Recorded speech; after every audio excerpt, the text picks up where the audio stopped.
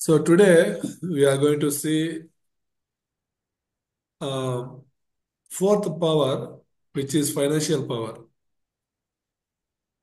நான்காவது வல்லமை குறித்து நாம் இன்றைக்கு பார்க்க இருக்கிறோம். அந்த வல்லமை எப்படிப்பட்ட வல்லமை என்று சொன்னால் பண ரீதியான வல்லமை. So the first power we saw that spiritual one, the spiritual power. The second one, the intellectual power. The third one, physical power. முதலாவது நாம் ஆவிக்குரிய வல்லமையையும், இரண்டாவது ஞானத்தின் வல்லமையையும், மூன்றாவது சரீரத்தின் வல்லமையும் குறித்து நாம் பார்த்திருக்கிறோம். And today, financial power. இன்றைக்கு பணத்தின் வல்லமை குறித்து நாம் பார்க்க இருக்கிறோம். Whenever you pray, please remember these five powers and you pray. எப்பொழுதெல்லாம் நீங்கள் ஜெபிக்கிறீர்களோ அப்பொழுதெல்லாம் இந்த 5 வல்லமைகளை நீங்கள் நினைவு கூர்ந்து ஜெபியுங்கள். If you have these five powers, nobody can stop you to do world evangelism. நீங்கள் தேவனுடைய உலகளாவிய சுவிசேஷத்தை செய்வதற்கு யாராலும் தடுக்க முடியாது. காரணம் இந்த 5 வல்லமைகளை நீங்கள் பெற்றிருக்கும் பொழுது. So, in the world, everybody likes this financial power. இந்த உலகத்தில் அனைவரும் இந்த பணத்தின் வல்லமையை நாடுகிறார்கள், விரும்புகிறார்கள். Whenever pastor gives sermon on blessings, whenever pastor gives messages on money, believers are very happy. சபையிலே போதகர் அவர்கள் அல்லது பாஸ்டர் அவர்கள் ஆசீர்வாதத்தை குறித்தும் பணத்தை குறித்தும் அருமையான நல்ல ஒரு செழுமையும் குறித்து பேசும் பொழுது விசுவாசிகள் மிகவும் சந்தோஷப்படுகிறார்கள். Of course, God created everything and God will give you everything. தேவன் அனைத்தையும் படைத்திருக்கிறார், அவர் நமக்கு தருவார். We may be thinking to do Tamil Nadu evangelism and to do India evangelism, we need more money, but we have no money, we have no manpower also, then how can we do?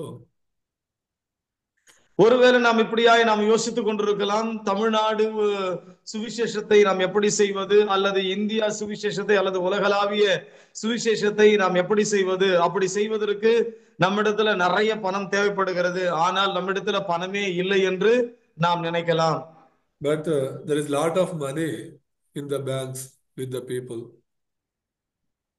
ஆனால் உலகத்திலே பார்க்கும் பொழுது அநேக ஜனங்களிடத்திலேயும் அவர்களுடைய வங்கி கணக்கிலும் அதிகமான பணம் உள்ளது. Don't worry, God will open the doors and God will give us enough money to do the evangelism work. இந்த 2025வது ஆண்டிலே தேவனுடைய சுவிசேஷத்தை நாம் செய்வதற்கு தேவனாகிய கர்த்தர் நல்ல ஒரு திறந்த வாசலை ஆண்டவர் நமக்கு தருவார். நாம் ஒன்றையும் குறித்து கவலைப்பட தேவையில்லை. The true disciples no need to worry for the money. God will provide in right time. ஒரு உண்மையான ஒரு சீஷனாய் இருப்பவன் பணத்தை குறித்து கவலைப்பட தேவையில்லை. அந்தந்த நேரத்திலே தேவனாகிய கர்த்தர் நம்முடைய பண தேவைகளை சந்திப்பார். Disciple needs faith, not the money. ஒரு சீஷன் என்பவனுக்கு விசுவாசம் தான் இருக்க வேண்டுமே தவிர பண ஆசை தேவையில்லை. So ask God to increase our faith, to have faith in Christ and to do ministry.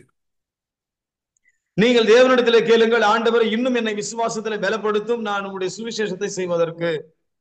Oh, in the Bible, whoever held on to God's covenant, God's mission, God gave everything to them.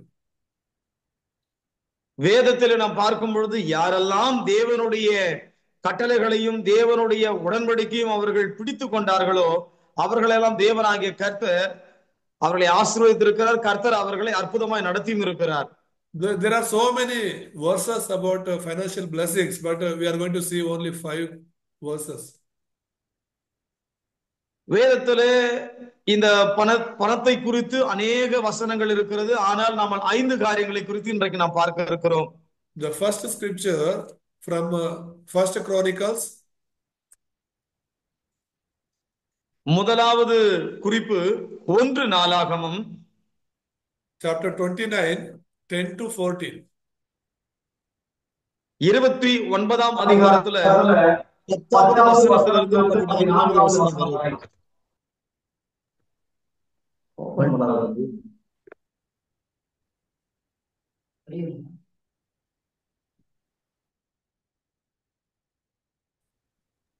Chapter 29. 29, 10 to 14. 10 to 14.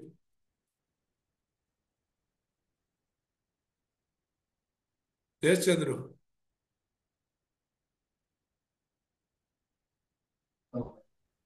ஆகையால் தாவீது சபை அனைத்தின் கண்களுக்கு முன்பாகவும் கர்த்தருக்கு ஸ்தோத்திரம் செலுத்தி சொன்னது, எங்கள் தகப்பனாகிய இஸ்ரவேலின் தேவனாகிய கர்த்தாவே, சதா காலங்களிலும் தேவரீருக்கு ஸ்தோத்திரம் உண்டாவதாக. கர்த்தாவே, மாட்சிமையும் வல்லமையும் மகிமையும் ஜெயமும் மகத்துவமும் உம்முடையவைகள். வானத்திலும் பூமியிலும் உள்ளவைகள் எல்லாம் உம்முடையவைகள். கர்த்தாவே, ராஜ்யமும் தேவரீர் எல்லாருக்கும் தலைவராய் உயர்ந்திருக்கிறீர். ஐஸ்வர்யமும் கனமும் உம்மாலே வருகிறது. தேவரீர் எல்லாவற்றையும் ஆளுகிறவர். உம்முடைய கரத்திலே சத்துவமும் வல்லமையும் உண்டு. எவரையும் மேன்மைப்படுத்தவும் பலப்படுத்தவும் உம்முடைய கரத்தினால் ஆகும். இப்பொழுதும் எங்கள் தேவனே, நாங்கள் உமக்கு ஸ்தோத்திரம் செலுத்தி உமது மகிமுள்ள நாமத்தை துதிக்கிறோம். இப்படி மனப்பூர்வமாய் கொடுக்கும் திராணி உண்டாவதற்கு நான் எம்மாத்திரம், என் ஜனங்கள் எம்மாத்திரம்? எல்லாம் உம்மால் உண்டானது. உமது கரத்திலே வாங்கி உமக்கு கொடுத்தோம். Amen. Thank you.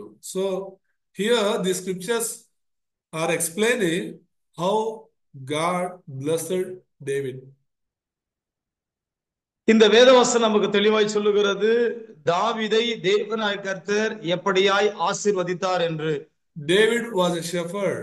He was having no wealth, no honor, nothing.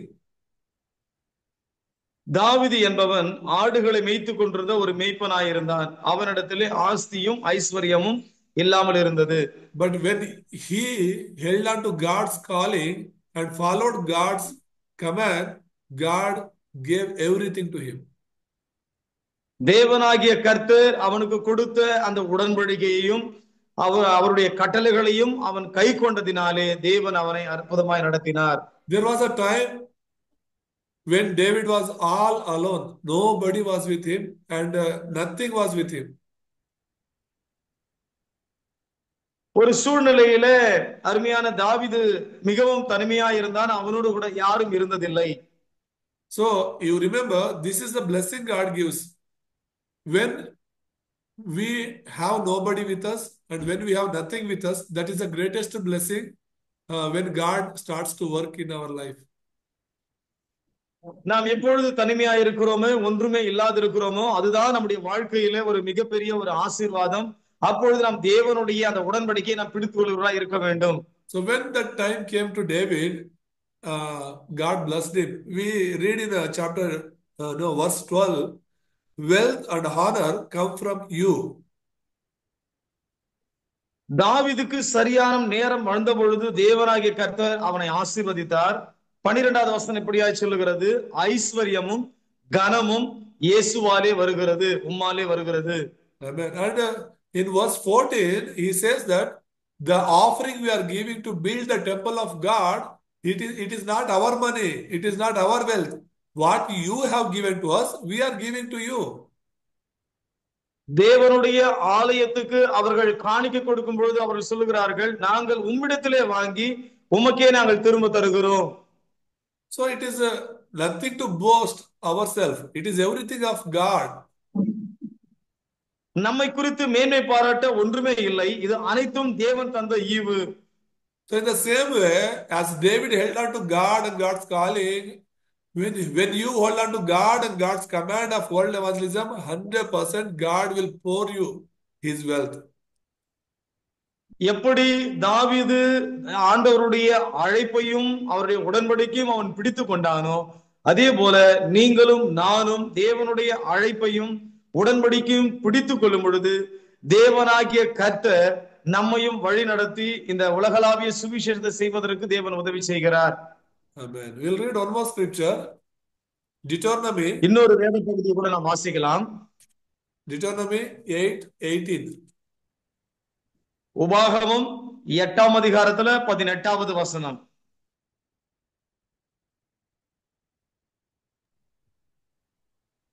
உன் தேவனாகிய கர்த்தரை நினைப்பாயாக. அவரே உன் பிதாக்களுக்கு ஆணையிட்டு கொடுத்த தம்முடைய உடன்படிக்கை உறுதிப்படுத்தும்படி இந்நாளில் உனக்கு உண்டாயிருக்கிறது போல ஐஸ்வர்யத்தை சம்பாதிக்கிறதற்கான பலனை உனக்கு கொடுக்கிறவர். Amen. So here we see the people who held on to God's covenant, God blesses them. யாரெல்லாம் தேவனுடைய கட்டளைகளையும் தேவனுடைய உடன்படிக்கையும் பிடித்துக் கொள்கிறார்களோ தேவன் அவர்களை அபரிவிதமாய் ஆசீர்வதிக்கிறார். Surely in these days, who will hold on to God's command? God's command is Jesus is the Christ. We have to hold on to that truth, and we have to go to the world to proclaim that Jesus is the Christ. Then 100% God will pour His blessings to us. இந்த நாட்களிலே யார் இப்படிப்பட்ட உடன்படிக்கை கை கொள்கிறார்கள்? அருமையான வேதவசனம் சொல்லுகிறபடி இந்த உடன்படிக்கையும் இந்த கட்டளைகளையும் நாம் கை கொள்ளும் பொழுது விசேஷமாய் இயேசுவே கிறிஸ்துவாக இருக்கிறார். அவரை நாம் உறுதியாய் பற்றி கொள்ளும் பொழுது, அவரை நாம் உறுதியாய் பிடித்துக் கொள்ளும் பொழுது தேவன் நம்மை ஆசீர்வதிக்கிறார். Amen. We'll see one more scripture from same Deuteronomy. இன்னொரு வேத பகுதி கூட வாசிக்கலாம். அதே உபாகமம் chapter 28, 12 and 13. 28ஆம் அதிகாரத்துல 12வது வசனமும் மற்றும் 13வது வசனமும். ஏற்ற காலத்தில் உன் தேசத்திலே மழை பெய்யவும் நீ கையிட்டு செய்யும் வேலைகளெல்லாம் ஆசீர்வதிக்கவும் கர்த்தர் உனக்கு தமது நல்ல பொக்கிஷ சாலையாகிய வானத்தை திறப்பார். நீ அநேக ஜாதிகளுக்கு கடன் கொடுப்பாய், நீயோ கடன் வாங்காதிருப்பாய். இன்று நான் உங்களுக்கு விதிக்கிற வார்த்தைகள் யாவையும் விட்டு விலகி வேறே தேவர்களை சேவிக்கும்படி நீ வலதுபுறம் இடதுபுறம் சாயாமல்.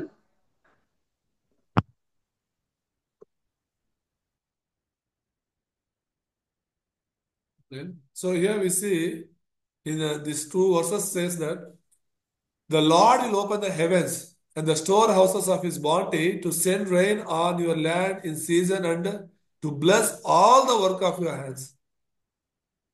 ஆண்டவர் இந்த வசனத்தை தெளிவா சொல்லுகிறார். நமக்கு கொடுக்கப்பட்டிருக்கிற எல்லாத்தையும் நாம் கையிட்டு செய்கிற எல்லா காரியங்களையும் வானத்தின் பலகணிகளை திறந்து தேவன் நம்மை ஆசீர்வதிக்கிறவராய் இருக்கிறார். You will lend to many nations but will borrow from none. வேதம் சொல்லுகிறது அநேக தேசங்களுக்கு நீ கடன் கொடுப்பாய், நீயோ கடன் வாங்காதிருப்பாய் என்று சொல்லப்படுகிறது. But the condition is if means it is condition. If you pay attention to the commands of the Lord, your God, that I give you this day and carefully follow them, you will always be the top, never be at the bottom. உண்மையாகவே தேவனுடைய கட்டளைகளுக்கும் தேவனுடைய கற்பனைகளுக்கும் நாம் உண்மையாய் செவி கொடுப்போமானால், அவருக்கு நாம் கீழ்ப்படிவோமானால், இவைகளை நாம் கை கொள்வோமானால் ஆண்டவர் சொல்லுகிறார் எல்லாவற்றிலும் சிறந்திருக்கும்படி எல்லாவற்றிலும் மேன்மை உள்ளவர்களாக கர்த்தர் நம்மை ஆசீர்வதிக்கிறார். So whether people stands with us or not, if we with one heart, with one mind stand for God's work, God will help us, God will provide everything for us. ஜனங்கள் ஒருவேளை நம்மோடு கூட சேர்ந்து நிற்கிறார்களோ இல்லையோ, இங்க இருக்கிற நாம் அனைவரும் ஒரே மனமும் ஒரே இருதயமுறைகளாய் நாம் நிற்கும் பொழுது தேவன் வழிகளை வாசல்களை திறந்து தேவன் இந்த சுவிசேஷத்தை செய்வதற்கு நமக்கு வழிகளையும் திறக்கிறார், நம்மளை ஆசீர்வதிக்கிறவராகவும் இருக்கிறார். We'll read one more scripture from Isaiah. இன்னொரு வேத பகுதியை கூட நாம் வாசிக்கலாம். ஏசாயா எழுதின தீர்க்க தரிசன புத்தகம் 45 verse 3. 45ஆம் அதிகாரத்துல 3வது வசனத்தை நாம் வாசிக்க கேட்போம். உன்னை பெயர் சொல்லி அழைக்கிற இஸ்ரவேலின் தேவனாகிய கர்த்தர் நானே என்று நீ அறியும்படிக்கு. Yes, continue. வெண்கல கதவுகளை உடைத்து இருப்பு தாழ்பால்களை முறித்து அந்தகாரத்தில் இருக்கிற பொக்கிஷங்களையும் ஒளிப்படத்தில் இருக்கிற புதையல்களையும் உனக்கு கொடுப்பேன். நான் என் தாசனாகிய யாக்கோபின் நிமித்தமும் நான் தெரிந்து கொண்ட இஸ்ரவேலின் நிமித்தமும் நான் உன்னை பெயர் சொல்லி அழைத்து நீ என்னை அறியாதிருந்தும் உனக்கு நாமம் தரித்தேன். Amen. So here remember, I will give you the treasures of darkness. வேதம் சொல்லுகிறது, அருமையான தேவனாய் கர்த்தர் நமக்கு புதை பொருள்களை ஆண்டவர் நமக்கு தருகிறார். I saw it, maybe I heard it from verse 5 or 4 in Tamil Bible. I will give you the treasures of darkness. அந்தகாரத்தில் இருக்கின்ற புதை பொருள்களை நான் உனக்கு தருவேன். Yes, what it means? Darkness means what? It is the worldly people. Those who did not believe in Jesus, they have crores of money. They have wealth. But here God promises, if you stand with God, if you follow God's command, if you align your thoughts, your desire with God, God will give you everything that is hidden. அந்தகாரத்தினுடைய புதை பொருள்களை நான் உங்களுக்கு தருவேன் என்று சொன்னால் அதனுடைய அர்த்தம் என்ன?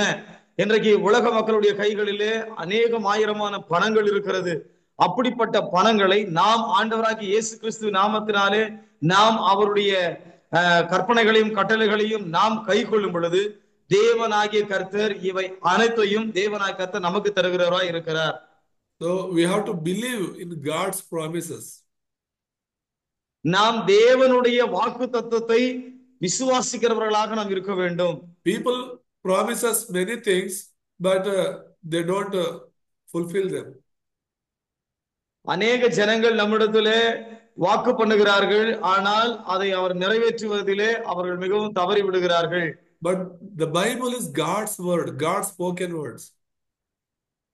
ஆனால் வேதத்திலே பார்க்கும் பொழுது தேவனாய் கர்த்தர் பேசப்பட்ட அந்த வார்த்தைகள், You know, one thing is impossible by God. ஆண்டவரால கூடாத காரியம் எதனா இருக்குதுன்னு நீங்க நினைக்கிறீங்களா? Is there anything impossible by our God? ஆண்டவரால முடியாத காரியம் எதனா இருக்குதுன்னு நீங்க நினைக்கிறீங்களா? There is only one thing that is impossible. ஒரு விஷயம் மட்டும் கூடாத காரியம். Even for God, only one thing is impossible. கர்த்தரால முடியாத காரியம்னு பாத்தீங்கன்னா ஒரே ஒரு விஷயம் தான், அது கூடாததுன்னு சொல்லலாம். That is saying lies. ஆண்டவர் ஒருபோதும் பொய் உரைக்க மாட்டார். So it is impossible for God to lie. இது இயேசு பொய் சொல்வது என்பது கூடாத ஒரு காரியம். So whatever it is written in the Bible, it is everything it is true. வேதத்துல எதையெல்லாம் எழுதப்பட்டிருக்கிறது அவை அனைத்தும் உண்மை, சத்தியம். You and me may say so many of lies, but God never speaks lie. நீங்களும் நானும் அநேக நேரங்களிலே பொய் உரைக்கிறோம், ஆனால் தேவன் ஒருபோதும் பொய் உரையாத ஒரு தேவனாய் இருக்கிறார். If he says even one lie, he is not God at all. ஒருவேளை அவர் ஒரு பொய்யாவது சொன்னால் அவர் தேவனாக இருக்க முடியாது. So Jesus himself said, I am the truth. ஆண்டவர் அவரே சொல்லுகிறார், நானே வழியும் சத்தியமும். So that's why you hold on to God and follow God's commands of the evangelism and missions, then 100% God will give you the treasures hidden in the darkness. தேவனாகிய கர்த்தருடைய அந்த கட்டளைகளையும் கற்பனைகளையும் நாம் உறுதியாக பிடித்துக் கொள்வோம் என்று சொன்னால் அந்தகாரத்தில் இருக்கிறதான புதையல்களையும் பொக்கிஷங்களையும் தேவனாகிய கர்த்தர் அருமையான உலகளாவிய சுவிசேஷத்தை செய்வதற்கு தேவன் உமக்கும் எமக்கும் அதை தருகிறதற்கு அவர் வல்லவராய் இருக்கிறார். We'll see finally one more scripture. கடைசியாக ஒரு வேத பகுதியை நாம் வாசிக்கலாம். Acts chapter 11. அப்போஸ்தலர் நடபடிகள் 11ஆம் அதிகாரம் verses 27 to 30. 27வது வசனத்திலிருந்து 30 முடிய.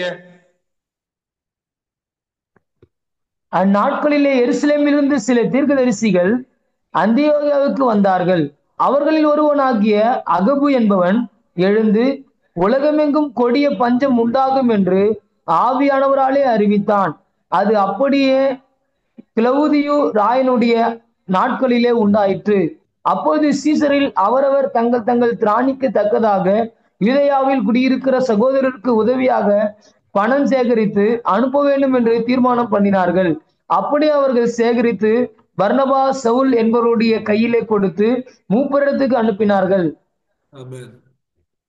So here we see there was a severe famine in all over the Roman world. ரோம சாம்ராஜ்யத்திலே ஒரு மிகப்பெரிய ஒரு பஞ்சம் ஏற்பட்டது. In that Roman world, Antioch also is there and Jerusalem also involved. Roman world Pardon, means Antioch and Jerusalem also included.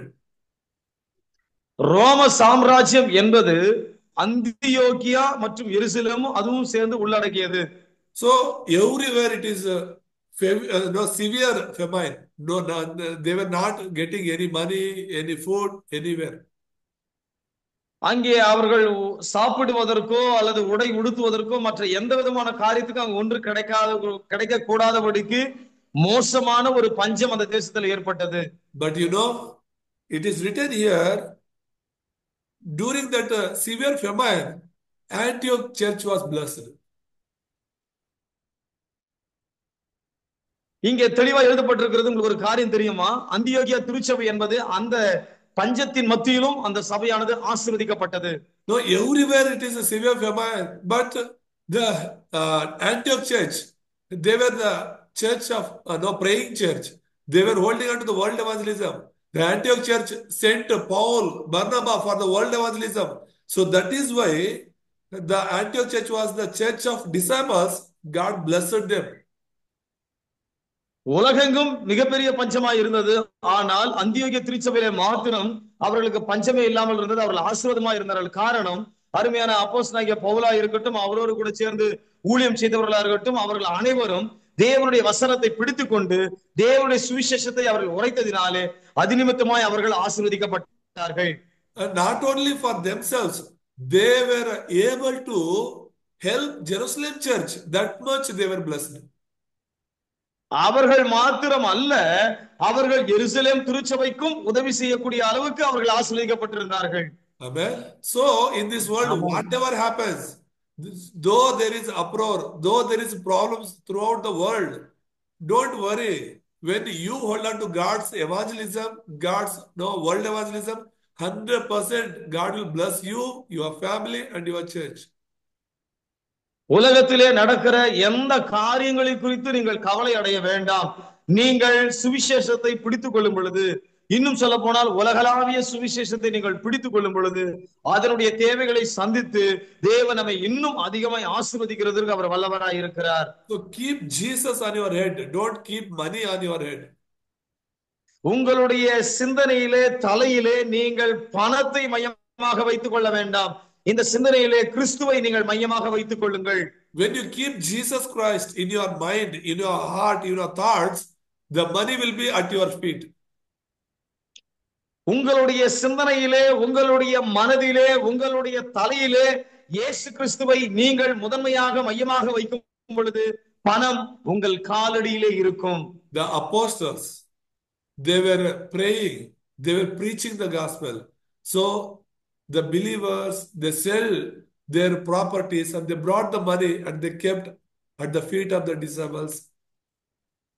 ஆதி அப்போஸ்தல நாட்களிலே பார்க்கும் பொழுது அங்கே இருந்ததான ஜனங்கள் தங்களுக்கு இருந்த எல்லா உடைமைகளையும் விற்று அப்போஸ்தலருடைய பாதத்திலே அவை அனைத்தையும் கொண்டு வந்து வைத்தார்கள். Because those disciples, they kept Jesus in their mind, in their heart, in their head. அந்நாட்களிலே இருந்ததான தேவனுடைய சீஷர்கள் இயேசு கிறிஸ்துவை தங்களுடைய சிந்தனையிலே முழுமையாக வைத்தார்கள். They desired and they had their goal to preach this gospel to the world. That's why God provided everything at their feet. அவர்களுடைய நோக்கமும் அவர்களுடைய குறிக்கோளும் தேவனுடைய சுவிசேஷத்தை சொல்வதாக இருந்தபடினாலே அனைத்தையும் இவருடைய பாதத்தின் கீழே கர்த்தர் கொண்டு வந்து வைத்தார். Because Bible says the feet of the servant who preaches the gospel are so beautiful, it says. இதோ சுவிசேஷனுடைய பாதங்கள் மலைகளின் மேல் எவ்வளவு அழகாய் இருக்கின்றது. So those feet are very beautiful. So God kept the money of the world at that feet. அந்த சுவிசேஷகருடைய கால்கள் மிகவும் அழகா இருக்கிறது. அந்த கால்களின் கீழே அனைத்து விதமான காரியங்களையும் பாதத்தின் கீழே ஆண்டவர் வைக்கிறார். So don't follow Jesus for money. Just follow Jesus for the salvation, for the grace, for the love that he showed, and everything follow you. நீங்கள் ஆண்டவராகிய இயேசு கிறிஸ்துவை பின்பற்றுவது பணத்திற்காக பின்பற்ற வேண்டாம். அவருடைய ரட்சிப்புக்காகவும் அவரால் கொடுக்கப்படுகிறதான அன்பு, சமாதானம், நித்திய வாழ்வு, இவைகளுக்காக நீங்கள் இயேசுவை பின்பற்றுங்கள். If you seek God's kingdom, God's righteousness and God's evangelism, 100% everything will follow you. தேவனுடைய நீதியையும் தேவனுடைய ராஜ்யத்தையும் தேவனுடைய சுவிசேஷத்தை நீங்கள் தேடும் பொழுது அவைகளோடு கூட எல்லாவற்றையும் சேர்த்து தருகிற ஆண்டவராய் இருக்கிறார். So you don't need to worry because God is our shepherd. He will take care of everything. தேவன் நம்முடைய மேய்ப்பனாய் இருக்கிறார். நம்மை எல்லாவற்றையும் அவர் பார்த்துக் கொள்கிறவராய் இருக்கிறார். ஆகவே நீங்கள் ஒன்றையும் குறித்து கவலை அடைய வேண்டாம். They don't need to do anything. Just they need to follow the shepherd, and the shepherd will provide everything that they need. நாம் எதையும் செய்ய வேண்டியதில்லை. நாம் கர்த்தரையே பார்ப்போம், கர்த்தரையே நாடுவோம். மேய்ப்பனானவர் நமக்கு எல்லாவற்றையும் செய்வார். Amen. So for Tamil Nadu evangelism and for the India evangelism, we need so much of money. Of course, we know that. Even God knows better than that. And 100% God will provide in the right time.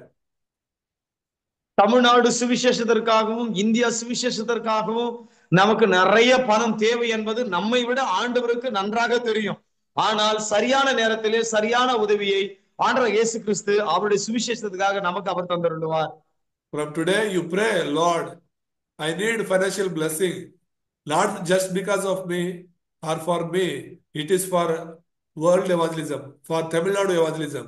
You bless me so that I can help my pastor, I can help my church to do the evangelism.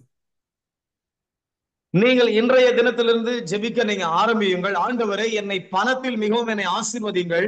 அந்த பணம் எனக்காக அல்ல, எங்களுடைய பாஸ்டருக்காக, அருமையான உம்முடைய சுவிசேஷத்துக்காக, இந்த தமிழ்நாடு சுவிசேஷத்திற்காக, இந்த இந்திய சுவிசேஷத்திற்காக இதை நாங்கள் பயன்படுத்துவோம் என்று ஜெபியுங்கள். Thank you. Time is up. We'll pray for this and conclude. Only 2 minutes left. Only take 1 minute and finish it. Thank you. Okay, நமக்கு நேரம் இல்லாதபடினாலே நாம் ஜெபித்து நாம் முடிக்கல. இன்னும் 2 நிமிடங்கள் தான் இருக்கிறது. கடைசியாக நம்மத்தில் இருக்கிறதான பாஸ்டர் சக்திவேல் சாமுவேல் அவர்கள் 1 நிமிஷம் தான் இருக்குது. அதற்குள்ளாக ஓரிரு வார்த்தைகளை சுருக்கமாக ஜெபிக்கும்படி கேட்டுக்கொள்கிறேன். எங்களை நேசிக்கிற அன்பின் பரலோக பிதாவே, இது ஆண்டவரே சொல்லப்பட்டதான இந்த வல்லமை அந்த பணத்தில் குறித்தான ஒரு வல்லமை தேவன் தாமே ஆண்டவர் ஊழியத்திற்கு பணத்தை கொடுக்க போற கிருபைக்காக நன்றி அடைக்கிறோம். அது ஏற்ற சமயத்துல ஏற்ற காரியங்களை செய்ய ஒரு வல்லவராக இருக்கிறார். கர்த்தரை நம்பி நாம் செய்கிற பொழுது கர்த்தர் அந்த காரியங்களை ஆசீர்வதிப்பார் என்று சொல்லப்பட்ட வார்த்தைக்காக நன்றி ஆண்டவரே. ஒரு மனுஷன் பணத்துக்காக ஊழியம் செய்வானாலும் அது பிரயோஜனம் இல்லை ஆண்டவரே. அந்த பணம் தேவை என்று தேவன் அறிந்திருக்கிறபடியால் அவைகள் ஆசீர்வாதத்தை நடத்த போற கிருபைக்காக நன்றி படைக்கிறோம். இன்னும் கூட ஆண்டவரே செய்தி கொடுத்து ஆண்டவர் கலந்து கொண்டு ஒவ்வொருவரும் ஆசீர்வதிங்க, பாதுகாத்துக்கொள்ளுங்க, காத்துக்கொள்ளுங்க. இயேசு கிறிஸ்து நீ நாமத்தில் ஜெபிக்கிறேங்க ஜீவனுள்ள பிதாவே, ஆமென்.